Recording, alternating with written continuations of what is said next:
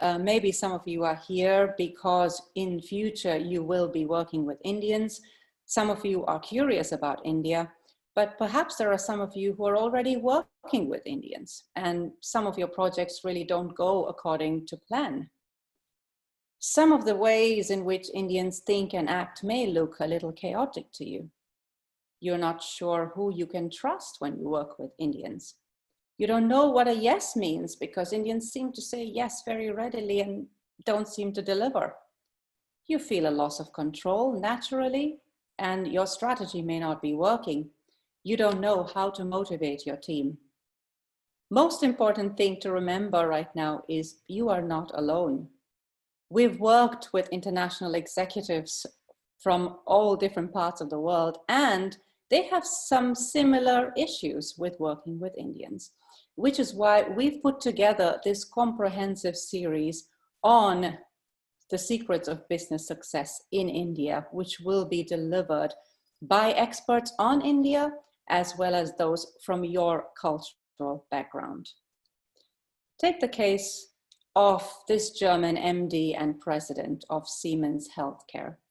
Gerd Hofner arrived in India probably with his very robust plan, with his targets, only to realize that one full day every year, he has to stop all operations. All computers get switched off, all equipment stops because of what we call Ayudha Puja, which is the worship or the blessing of all the equipment used for business. Imagine from his German perspective how this would seem to him. Irrational? Unreasonable? Well, this is India for you.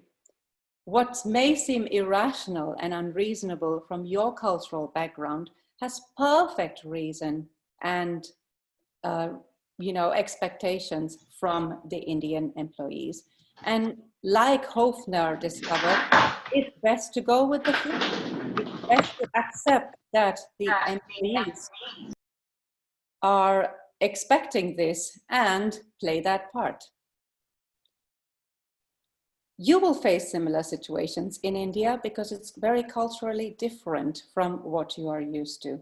And that is one of the objectives of this Curtain Raiser webinar, to give you an insight into the different way India works, to tell you that it is possible for you to succeed in India, like many businesses have, only that you need to know some of the rules that can be very different and to realize some of the secrets which will help you save a lot of time, frustration, energy, and money, of course.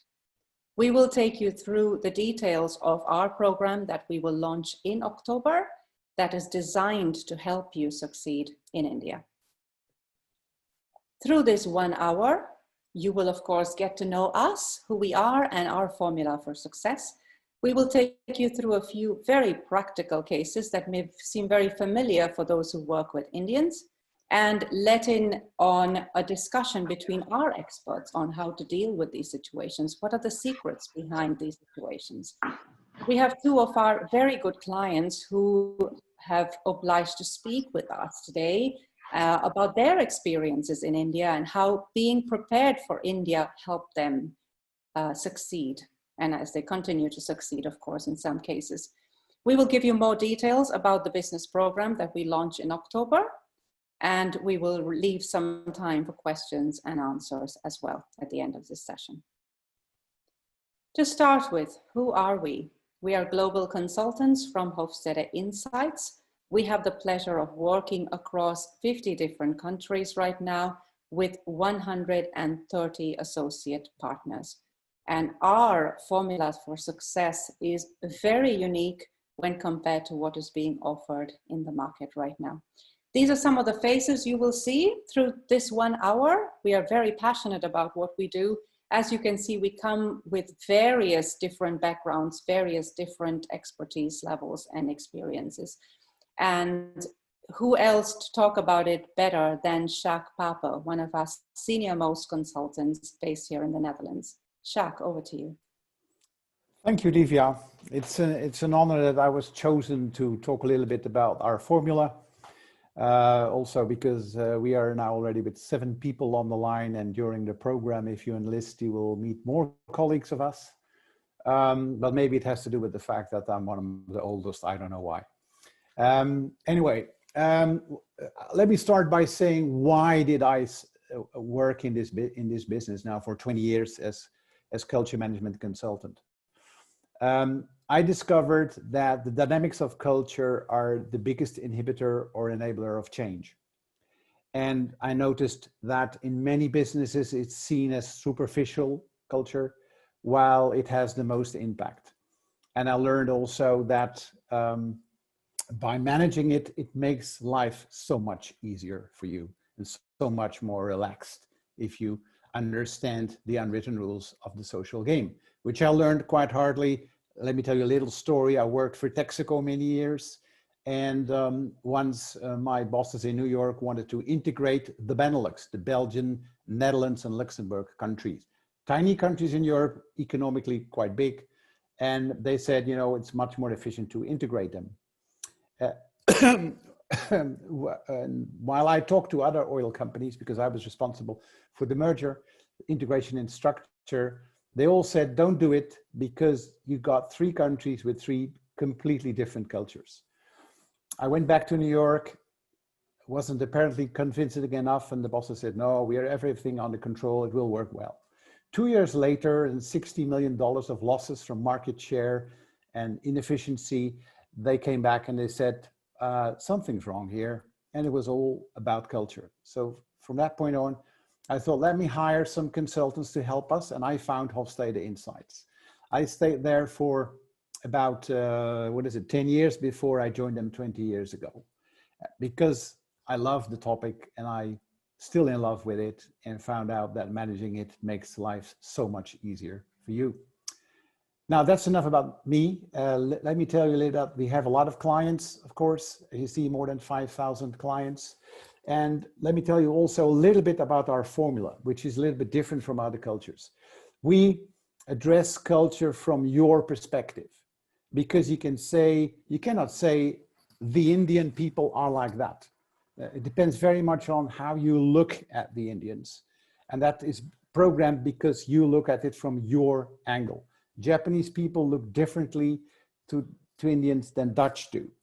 And that's one approach which we apply. And now let me just give you a simple example. If you buy a book on India, always look who wrote the book, because the book is written from the perspective of that writer. And that's what we also want to teach you, that we learn you how you look at the world. The other formula is that we don't only look at national cultures, but we also look at the other 2 important cultures, the organizational culture and the market culture, the behavior of consumers and customers. So I think I'll stop here. Thank you. More from Jacques in a bit, but let's jump into a very interesting situation that a lot of you might recognize from India. I invite Navkaran to take us through this, please. Thanks, Divya. Yeah, my name is Navkaran Singh. So I am partly based out of the UK and partly in India. Currently, I'm presenting this from India. So let's talk about a case study, and we call it, What Did We Agree On? And in this one, we're going to look at one of the most common topic that comes to CEOs or the team leads when they're working with India is communication, or what they end up with, miscommunication. So what we are assuming here is a Dutch engineering company who are working on a software delivery using an Indian team. And we have 2 characters here. One is Carol, who is the project lead for this Dutch company, and she's based out of Amsterdam. So she's a Dutch. And we have Alok, who's her Indian counterpart, and he's the development lead for this software delivery, and he's based out of Delhi in India. Yeah, quite a common setup. And of course, they're working together for the first time. The project is set up, everything has been agreed on. And what we're gonna dive into is the final communication about agreeing on the deadline and the requirements and the final handshake. So communication goes on something like this. Carol, from her perspective, talks to Alok And she talks about how she thinks that we've gone through everything, the budget is tight, and we have assigned responsibilities and have a tight deadline to start operations. Right? Can we go ahead? Right? To which Alok says, sure, Carol. Usually we have some delays in the month of June, but we'll try our best. Yeah. Typical Indian response, if I may say. Right? So they're both happy with what they've said to each other, and they both think the other side have understood what they were trying to say. Right? So Carol thinks, okay, let's meet in 2 days before the deadline just to make sure everything is in place. So they set up a meeting 2 days before the deadline, and the deadline comes. And Carol comes to Alok just to check up if everything has been done.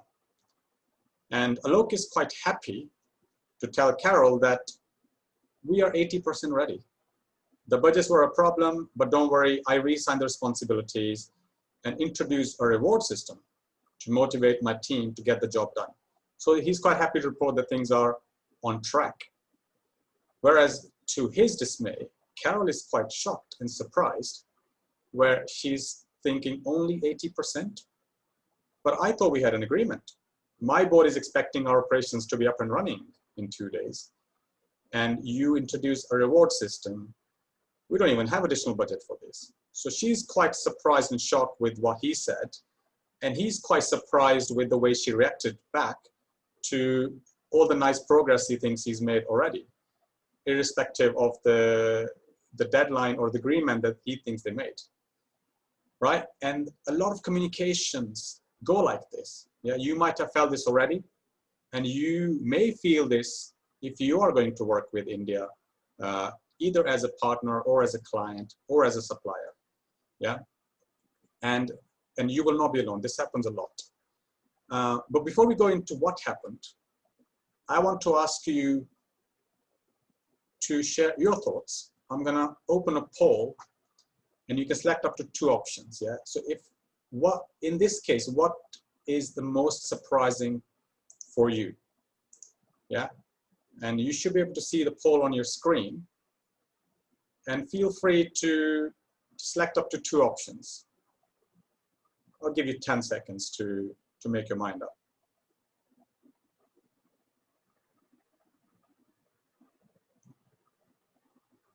Okay, 5 more seconds.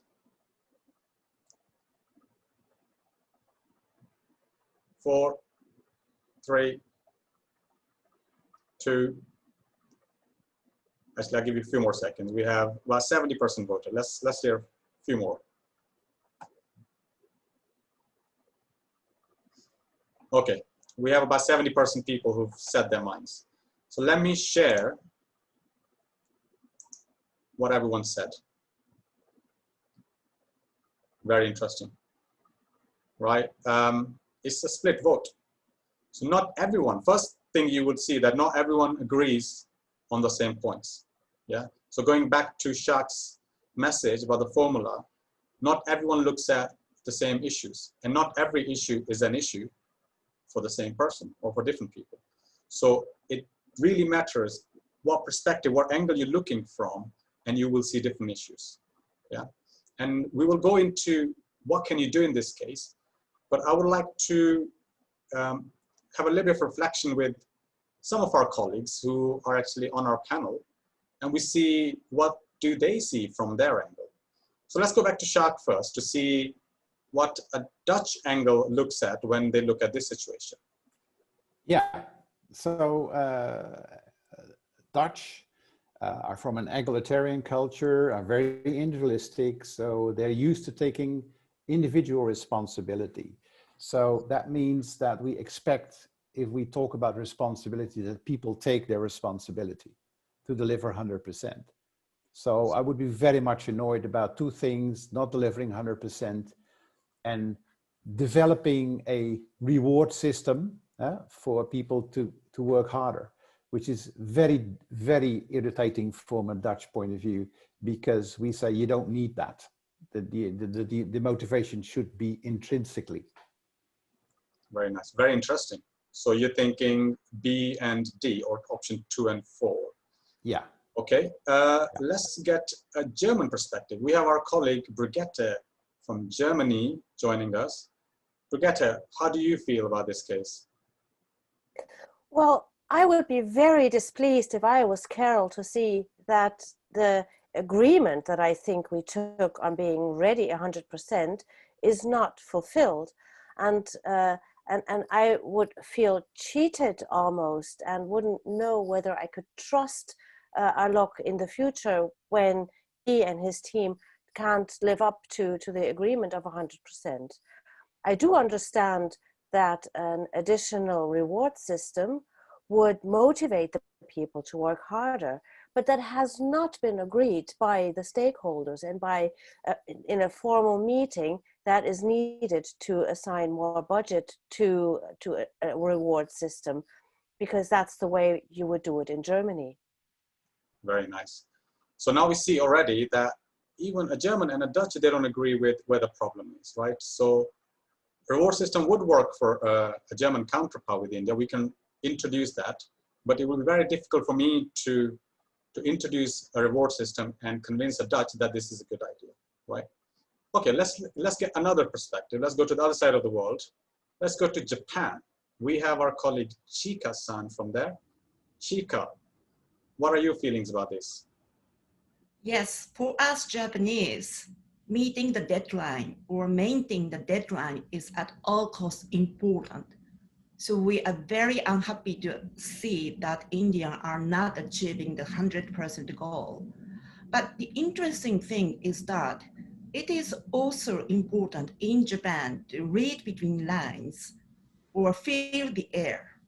I think it is similar to India, but the results are completely different. We Japanese tend to make the deadline, while India may not be happy about making the deadline. They are okay to miss the deadline. What do you think about this difference, my Indian colleagues? I want to learn from you guys. Great. So interesting part is that Chika felt, she could read the air that the deadline was not 100% agreed, right? So for Chika, she probably would have known and felt the issue right in the start, and she might have done things to put that back in place. But for Shak and for Brigitte from Germany, they could not read the air because most of the world is split into two cultures, high context communication and low context. And India, like Japan, is a high context. So the two things that you need to take away. First of all, that in a high context culture like India, not everything is said, yeah? And whatever is said, there is more between the lines, yeah? So you need to not focus on the words, but on what has not been said, yeah? And that only comes when you learn about these unwritten rules and how to read between the lines. And second is that you need to be able to communicate your own message to your Indian colleagues so they understand exactly what you mean, because they're also trying to read between the lines, you understand? So these two takeaways that you should take away with you today, so that you need to read between the lines and learn how to portray the message back. And this is why we put together a whole module, but just on communication in our full program. So of course you will hear a lot more about that on our full program. But these two takeaways, at least for you to take away with you today. Yeah, Diva, back to you. Thanks, Nav. What is not being said? Focus on what's not being said. How easy is that? We'll find out. Let's hear from Umberto, a dear colleague, a dear client of mine, sorry. Umberto is Italian. He lives in Portugal right now and is with us from Portugal. He's the general manager of Catraport and a few years ago spent some time in India and is here to share his experiences. Umberto, over to you. Hi, everybody. It's really a pleasure to be here and share my experience. I would like to start from this fact that I am living in Portugal, because I think you have two major advantages on this type of introductions. The first one is really related to the method. What I learned from Divya is a method to approach different cultures. And in my career, luckily or unluckily, I really had contact with many culture. And now being here in Portugal, I am again facing a new culture. You may think that, okay, Italy, Portugal, Spain, Greece are all the same. It's not. We are very different, even in between Italians. I mean, if you take north of Italy compared to south of Italy, is a complete different culture. And then the second thing that I learned from Divya was instead to survive in India. And you will again say, okay, for an Italian, it's a lot easier to live in India than for others. Because in some ways, as also Chika said, we have some similarities. Each culture has similarities. But I would say that if it was not for Divya, I would not survive in India. And the first thing that you get as impact is the fact that there does not exist the time. I mean, you cannot expect an Indian to respect any type of deadline. This example from Navkaran, I don't know if it was pronounced correctly. Okay, good. It's really what happens. I was already Indian because I voted for the one that scored less. So for me, was normal to see an achievement of 80%. I was even very happy that they achieved 80%, because with that setup, I would say they were even not able to achieve 80%. And to give you an example, I was as soon as I arrived to India, I set rules. I tried to set up, okay, daily meeting, a Gemba walk, and these kind of things to be done.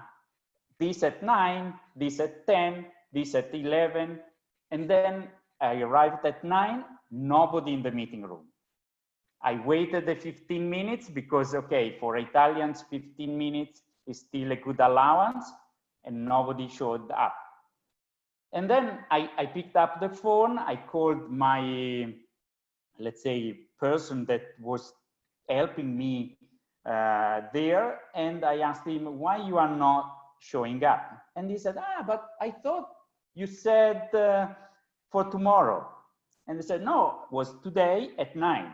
Okay, we will come in few minutes, don't worry. And then I waited another 15 minutes and nobody appeared.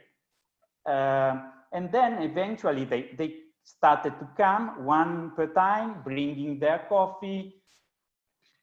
And I mean, for an Italian, all this is okay. I mean, I was upset, but was acceptable.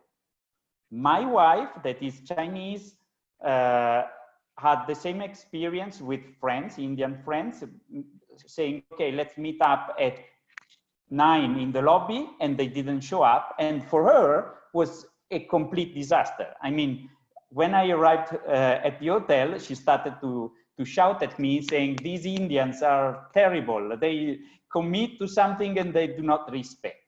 So really, this is the first thing you need to learn.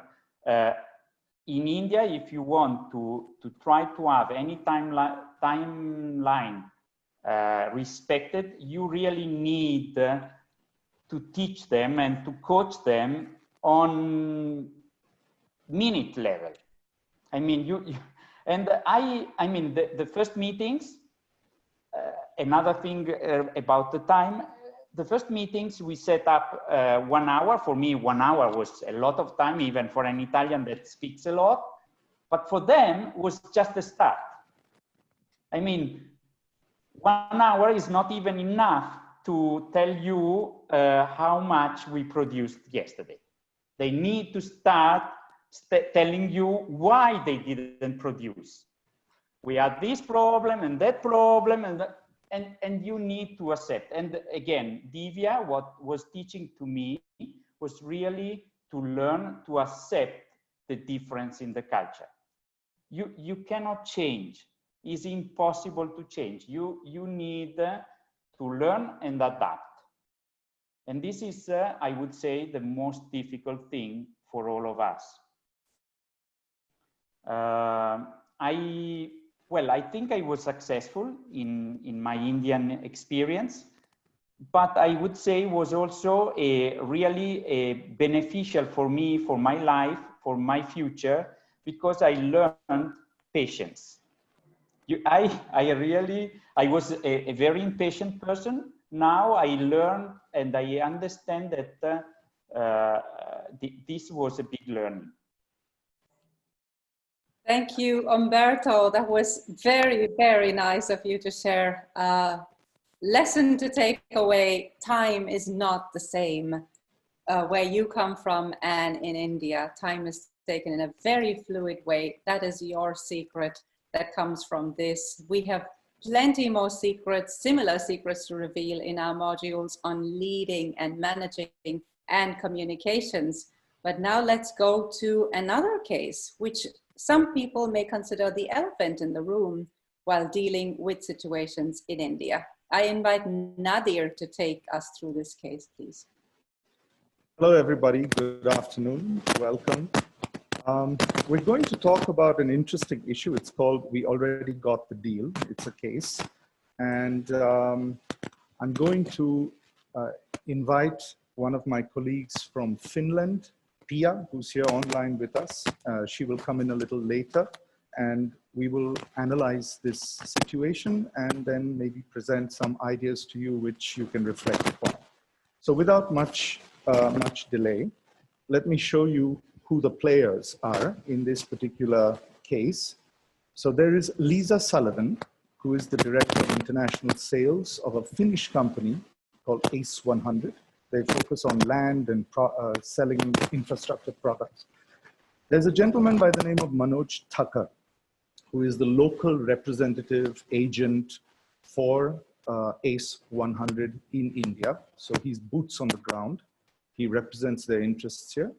And he has organized a meeting for Lisa with a very senior government official, a person who is identified as the decision maker in this particular project that she's pitching for. And he's the key person who's going to make the decision on procurement of their products and services. So that's the overall scenario. And I will give you a little bit of a flow, okay? So there was a delay in the finalization of this deal. And so Lisa was requested to come down to India and make a last-ditch solid pitch to close the deal. She knows that it's very close, but she's stressed because it's delayed. And so she has done a lot of back-end work. She has studied the market. She has learned everything that she needs to know. She has practiced, prepared. She's full of data, information, arguments, counter-arguments, pricing, everything. She's ready for this. And she walks into the meeting with Tucker and expecting to be bouncing back and forth ideas and arguments why they should take her product instead of others. But the meeting went very differently. The official didn't seem to be really interested in anything to do with the case. He was more interested in talking about every single topic under the sun except the business for which she had come. However, close to the end of this interaction, which was getting a little bizarre for Lisa, who had different thoughts and expectations, he broached the subject to the government official, brought up the project, and the government official said very casually that he'd look into the matter. Before they knew it, the meeting was over and they were back in the car. And Lisa was very perplexed and she quizzed Mr. Thakur, what happened kind of thing. And he answers with a smile, we already got the deal. So at this point, before we go into the reflection or the analysis of this situation, scenario, I'd like to put a poll across to you all, which I urge you all to respond to as quickly as you can. The poll will show up for a second. It asks a simple question. Can we see the, yeah, there you go, everybody.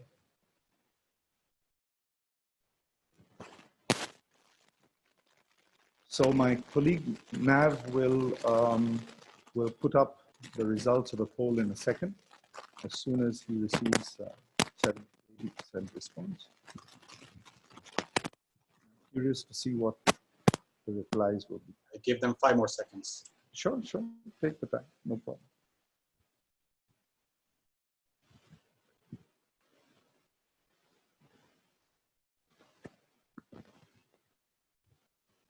There you go. So that's very interesting. In this little group of ours, about 30% would understand that something like this could happen in their culture. But 70% of the participants here today would not have experienced something like this, or would not have expected something like this to happen in their own culture. And as Nav and others today have spoken about looking at the world through your own cultural lenses, this could cause a considerable amount of confusion, as it did to Lisa. So at this point, I would very much like to invite my colleague Pia to reflect on this case and share some thoughts with us about the Finnish perspective. Pia? Thank you, Nadir. Well, yes, if I were this Lisa from Finland, I would probably look like a big question mark as a person. So I would just wonder what just happened. That would be the first thought. The other thought would be that, okay, why didn't we even talk any business in the meeting? What kind of business meeting is that?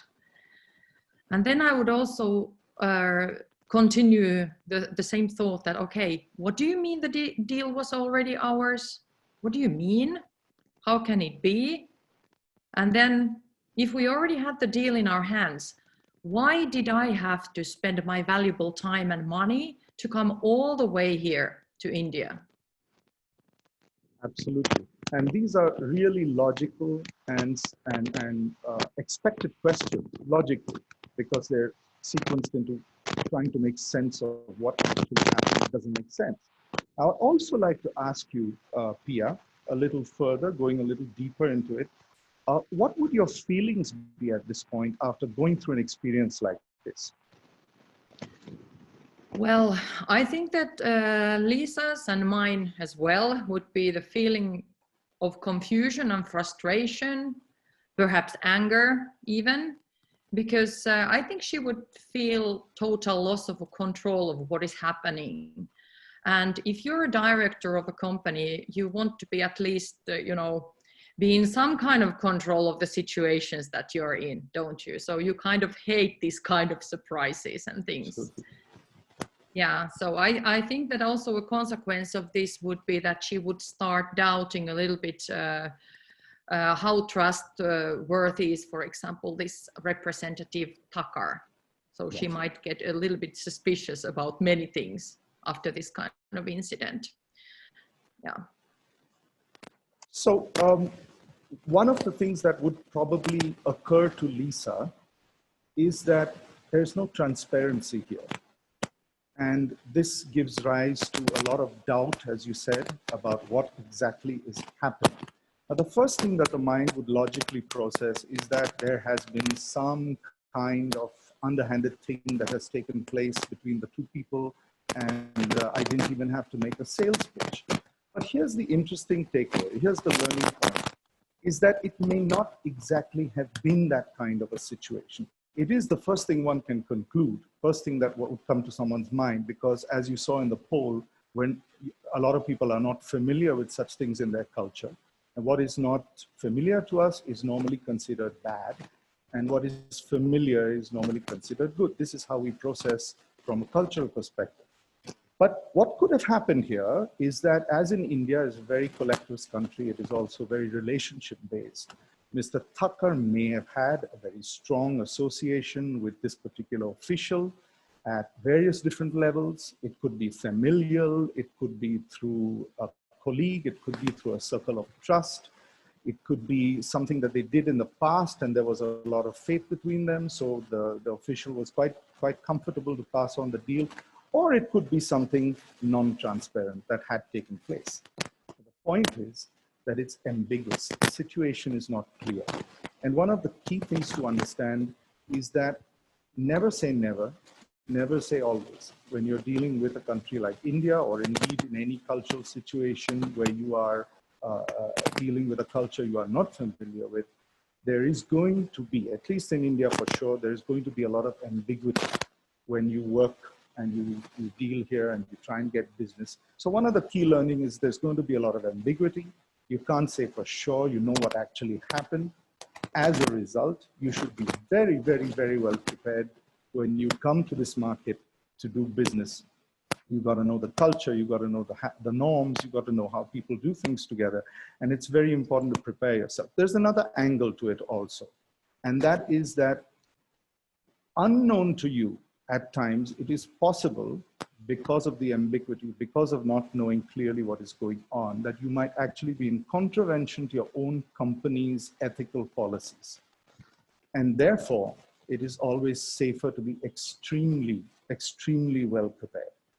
So with that, this particular case is concluded. I hope we did project to you the important issues pertaining to a situation like that. Over to you, Divya.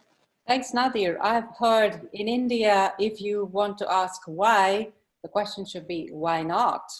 Anything is possible in India, right? Absolutely. And be careful about ambiguous situations. You may be very unfamiliar with that kind of situation that you're in. Be prepared for it. And that is something we will cover in our module on stakeholder management, where several secrets will be revealed for your better success in India. Up next, we have Taniguchi-san, another client of ours from Hofstede Insights Japan, and through Chika-san indeed. Taniguchi-san is the managing director of Nippon Kompo in Gurgaon. He is based in India right now, and he has had several support from Chika-san, and he continues to succeed very well in India indeed. Taniguchi-san, over to you. Thank you very much, Divya. It's very great pleasure to share my experience to all of you. I say that the mystery of Indian mind and culture. Next, please. My first mystery is that I have two experiences in India. First was at the 2007 to 11. My role was a project leader for automobile company. My theme is at the spare part distribution network establishment for coming 5 years. Next, please. And this is my second assignment from 2018 up to now. Next, please. Then I found the key to the mystery. Now I compare Japan and India through the Hofstede India and Hofstede Japan. In Japan, leader is to provide strategy and wait for the proposal from the staff. So there's a very high-performance staff. Staff is always creating attractive ideas for me. But India, who is leader? Leader is to make decision for the team. Team members are waiting for the decision. What is the boss decision? Come. What is your decision? So this is completely different of the leadership. Team, we always appreciate high-performance staff. Okay, you do a good job. You are very nice. You will be promoted soon. But in India, to respect teamwork and co-working in the long term. So even though there is a high performance staff in India, but everybody say, okay, we are working as a good team. Thank you for a good team, always teamwork. And the long-term plan, Japan is like the very long-term plan strategy. Staff can create some assumption for long-term plan. Okay, let's make a 5 years coming plan. Okay, assumption, car sales like this, economic growth like this. Based on this combinations, maybe I make this long-term plan. Indians, okay, I can make the long-term plan. Give me a data. Do I need to give a data? Yes, you provide me data. If you give me a data, I make a long-term plan for you. So there's big differences. But thanks to the Hofstede, I know what are the differences. So now I have no stress for the team management. But the very important point for me is to know who is Japanese. I'm Japanese, living Japanese, and my parents are Japanese, and working Japanese, studying Japanese. So I thought my idea is okay. My idea is a kind of, some kind of, I don't say global standard, but acceptable. But India and Japan is very different. So before knowing who is Indians, I learned, first I need to know who I am. Then learn Indians, then I see the differences. Then finally, I have no stress for team management. Thank you very much for sharing. Thank you very much. Thank you very much, Taniguchi-san. Really corroborates what we're saying about our formula to successful intercultural management. It really comes from within. It's not just enough that you know, this is how India works. These are the rules in India. How is it from your own cultural lenses? Because as this famous philosopher says, we see the world as we are, not as it is, which is why our approach to cultural trainings is from the cultural background of the individual concerned. Of course, we have a theoretical basis by which we prescribe this formula, which Brigitte will take us through. So Hofstede Insights is working with 3 different models that are all data-driven and that have been developed and proven and refined over the last 50 years. It all started with a model on national cultures, and that is a model that has 6 dimensions to compare national cultures with each other. So you start with your own cultural preferences and then see the differences with another culture and then learn to bridge them one by one. That will be used in one of the modules of the series that we're going to present later on. The second model is an organizational cultural model, and it helps you match your team culture and develop an ideal culture and identify the growth potential and the development issues that you might have with your organization in order to reach the ideal situation that you want to have.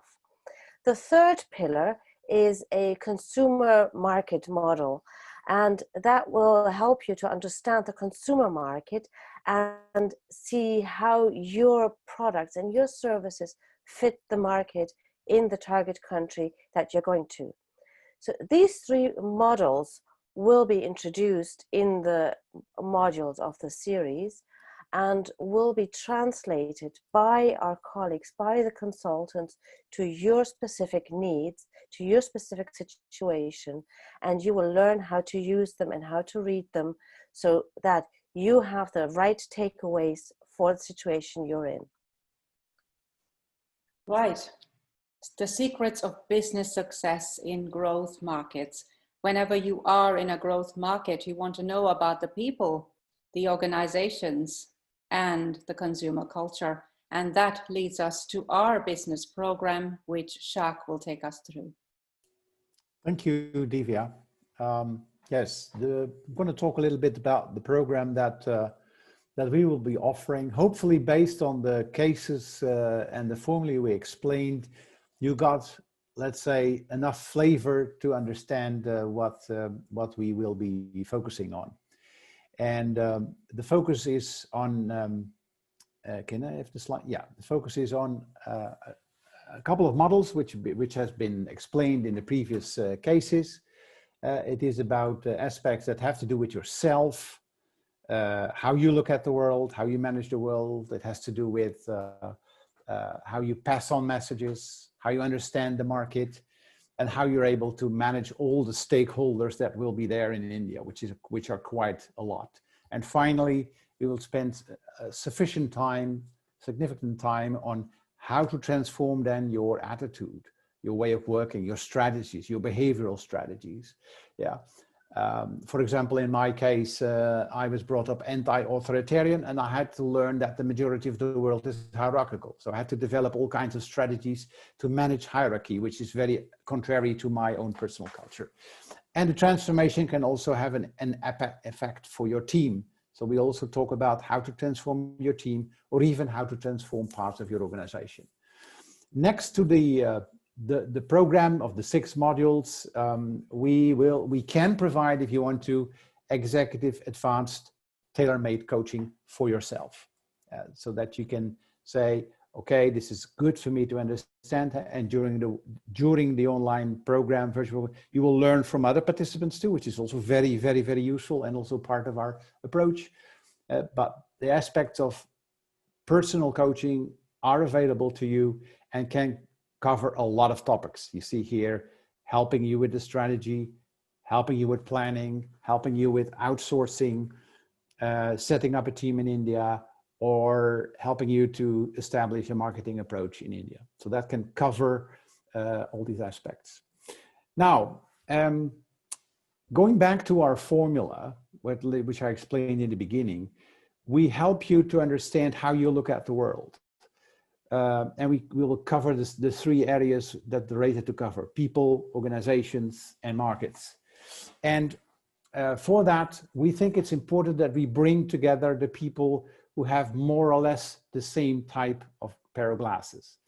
And for that, over the years, we've developed some what we call clusters of the world of people who have more or less the same type of mindset, and which gives us the opportunity to focus strongly on the target group itself. And you see here, for the people who've registered for this webinar, you have 4 groups. So we've drafted 4 different culture groups to have a tailor-made program to their culture point of view. The English-speaking, Northern Europe, Central Europe, and Japan. The world in itself has about 7 culture clusters. So if we have enough participants, we can also develop tailor-made programs for the other 3 culture clusters in the world. Now, who is the training for? It's for C-level senior executives, board members, business owners. So we focus on topics that are important for these groups specifically, for their needs. We will also do an intake in front of them, so that we can even more tailor-made it to the program more to their needs. Now, what will you gain in the program?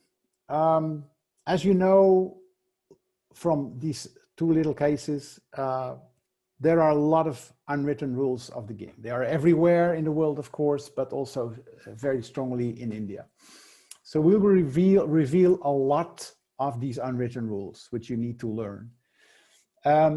From our group, Hofstede Insights, more than 130 people, we are all ex-managers, leaders, and entrepreneurs. We have no juniors. We have no people right from school, maybe very intellectual, but it's all about experiences. So you will not only learn from other participants, from other organizations, but also from us. You will see more consultants that you will see today. So you'll learn a lot from, let's say, our experiences with India, but also very important, also from the Indian colleagues themselves. And of course, we will give you a certificate after you've finished the program. Through that, it is of course important that of course your results will improve. That you use the people, the rules, the resources more effectively. That you will understand the communication, how that works, because you know, in Japan and in large parts of Asia, people will understand the indirect way of communication, but a lot of European cultures have no clue what's going on. They are focused on words, and they're not focused on body language or you know, tone of voice even. And so we'll learn. You will be able to pass on the message. Of course, you will not become an Indian, but we will teach you how to do it in the most effective way. Quality is also an important aspect. Quality in general is a container theme, as you may know. So we find it extremely important that we help you to define what quality are you looking for, and what quality can you get, and how can you balance that aspect. Finally, what also is important, as Naf was saying earlier during this webinar, that you can also divide the world in two big groups, the task-orientated people, the very individualistic people, and the collectivistic and the relationship-based people. The people, relationship cultures, like in India, they do business with you. They don't do business with the company, they do business with you. So therefore, it is important that you learn how you build up sustainable relationships, which is quite a challenge for a lot. Like myself, I'm from a task-oriented culture. I talk for 3 minutes about the weather, which is a common thing in the Netherlands, of course, to talk about the weather, and then we start talking business. So it's important that you understand also with regards also the topic that was earlier mentioned about time, that you build up enough time to build up relationships. We'll teach you how. Now, maybe for some sensitive topic, but because we have a mixed group, we want to say to you, this is what it costs. If you register for the course before 17th of September, you will get another amount, a discount, as we could say. With regards to the coaching package, that will be tailor-made, but at least it will start from the price that you will see here. The program includes, by the way, a number of freebies, which will give you free tools. Amongst others, you will get from us after the program, a free organizational culture scan, and based on that, an advice for your company specifically. That is a guarantee we're going to give you. Thank you, Jacques. The secrets to business success in growth markets, starting with India.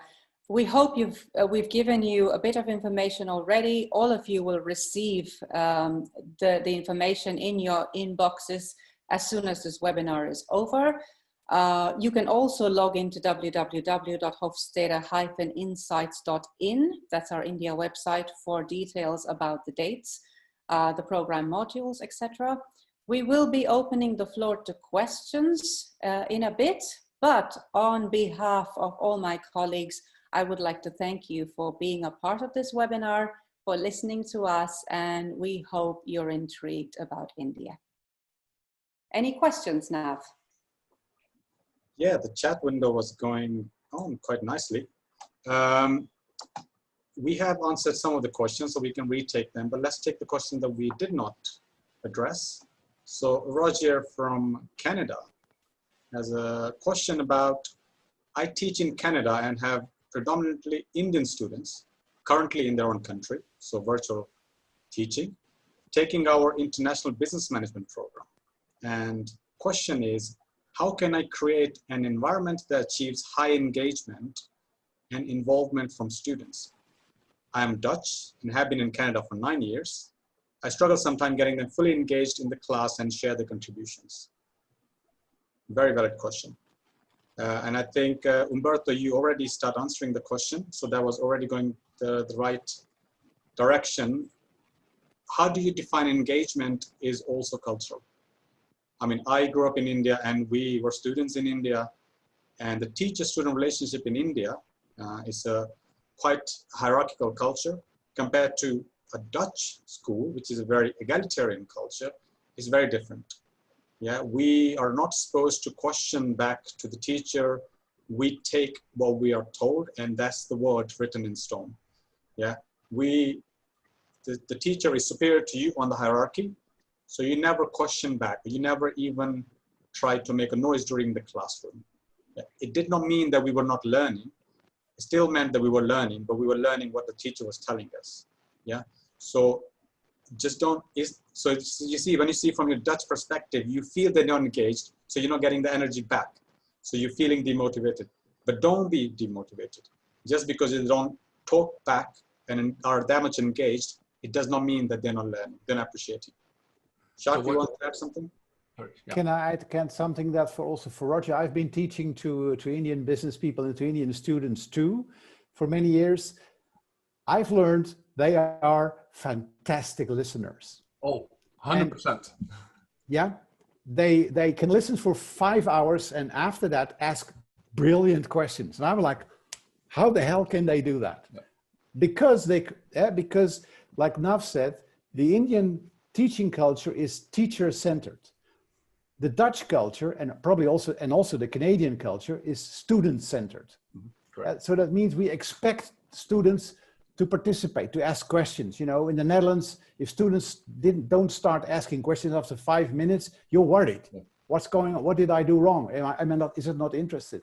So don't be afraid about the silence, because they hear everything you say, and build on that. Yeah, and sometimes it helps to develop something like incentives or little gaming where they, let's say, where they get involved in. And also, what I learned is I plan more breaks than normal in my teaching, because during these breaks, people will come and talk to me. That's a good point. Yes, and Roger, if I can also add something, well, in India, one of my tasks was to try to develop the culture in the company, because we acquired this Indian company and we were an American company, and so we had to teach the method. And so I had a lot of colleagues coming from different areas of the world giving training. And I had this Chinese girl, very good in training in health and safety. And at the end of the training, she was really very down. She came to me and said, I didn't get even one single question. And then the next session, we tried to use one of the tools that Divya told me, that is the fact that Indians work in groups. I mean, for them, the group relationship is very, very important. And so we, instead of only teaching, we had also, as also Jacques was mentioning, some work to be done as group, not as individuals. I mean, if you ask for a task as an individual, you will not achieve anything. But as a group, they are brilliant. They really then get all what they learned. And so we had this simulation of, let's say, safety. So we had, let's say, we took a machine and we had 10 people looking around to the machine and trying to find how to make it a safer operation. And they came better, even better than what we teach to them. So, well, this, I don't know if I answered or I gave you some hints, but this is the way I saw working in India.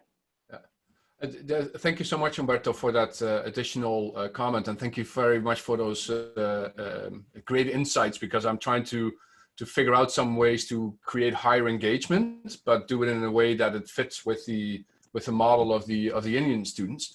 One question I would like to ask maybe Umberto or anybody else is that I do a lot of group work, but these are not groups that are with all Indian students. These are groups, for example, I'm running a project now where we're actually with 11 other institutions around the world, and we actually put the Indian students in groups with other students from Finland, from Germany, from Holland, from Ecuador, from Indonesia. So they have to work and collaborate. How can I best coach them to be really involved with the team, or to maybe that's a very Dutch way of doing it, but to claim ownership of being part of a team? And I know that is hard to say, but how do I stimulate, or how do I direct them in being successful in being in a team when they're the only Indian student in there? Yeah, I mean, Jacques has a lot of experience, but yeah, one of the reasons why we have different series of programs is we put similar cultures together, right? So if you have the flexibility of putting cultures which is similar to India, like China, more collectivist culture, more relationship-based culture, it is natural for them to seek the relationship as well and work towards group goals. If you put a relationship-based collectivist culture person with the individualist, normally, which was the case for me because I went to work in the UK, you realize everyone is working for their own. and you don't get the group feeling. So if you have the flexibility to mix and match, then I would look at the background of where the national culture is, and then you adjust that. And then it will be so much natural for them to either feel like a group or they're happy to work on their own, even though they're working for the group tasks. So more individualist and the collectivist cultures you can put together. Thank you so much. One question before we go. Add something to that, Nav? Yes, quickly, because we're over time. Okay, be quickly. The example Nav gave is a very good example. If that is more difficult, then diversity is okay, because a diverse team can perform better than a mono team in general. That we know, of course. But then I've been teaching in the Netherlands, in Norway, in Germany, etc. Is if you wanted this diversity in the teams, which is good, you have to get the students through an intercultural program before they can do that. Else they will not able to understand the different attitudes of students in the team. Correct, I fully agree. Thank you so much for that. Welcome. Diva, we are out of time. There was one question from Sophie about how can we make them commit to a deadline?